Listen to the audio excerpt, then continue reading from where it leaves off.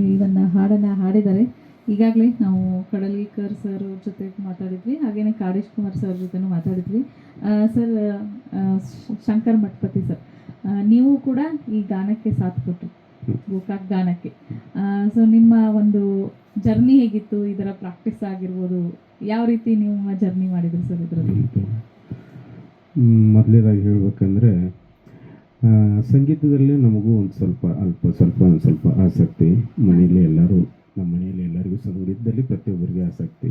ಅದಕ್ಕೆ ಒಂದು ವೇದಿಕೆ ಅಂತ ನಾವು ಹುಡುಕಾಡ್ತಾ ಇದ್ದಾಗ ನಮ್ಮ ಗೋಕಾಕ್ ನಗರದ ದೊಡ್ಡ ಕಲಾವಿದರು ಕಾಡೇಶ್ ಕುಮಾರ್ ಸರ್ ಅವರೊಂದು ನಾನು ಪ್ರೇರಣೆ ತಗೊಂಡೆ. ಅದರ ಜೊತೆ ಆಮೇಲೆ ಡಾಕ್ಟರ್ ಕಡ್ಲಿಕರ್ ಸರ್ ಅವ್ರದ್ದು ಪರಿಚಯ ಆಯಿತು.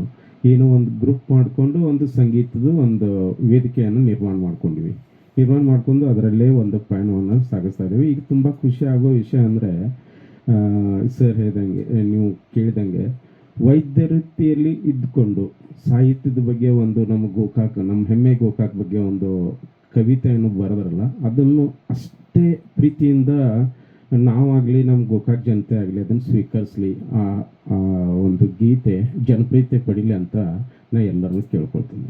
ಓಕೆ ಸರ್, ಬಹುಶಃ